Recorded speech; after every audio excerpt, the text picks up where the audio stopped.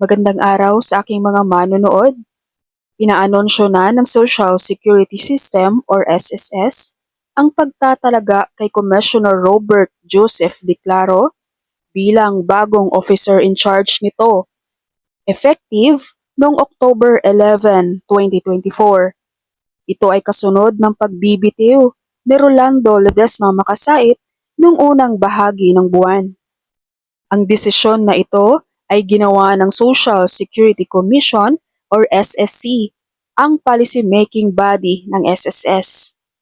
Si Declaro ay nagsilbi sa SSC mula noong January 11, 2023 na kumakatawan sa employers group, ay nagdadala ng isang matibay na background sa kanyang bagong tungkulin.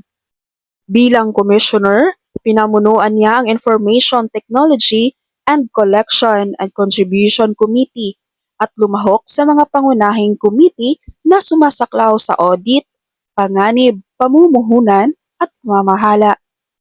Si Declaro ay naging miyembro din ng board ng Union Bank at Union Bank Investment and Trust Corporation at miyembro din ng Executive Committee ng bangko at Governance and Risk Committees mula noong 2023.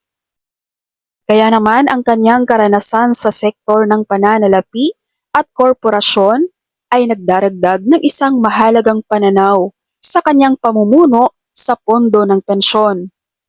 Ang professional na background ni Declaro ay sumasaklaw ng higit sa 32 years, kabilang ang mga tungkulin sa ekzekutibo, sa publiko at pribadong sektor.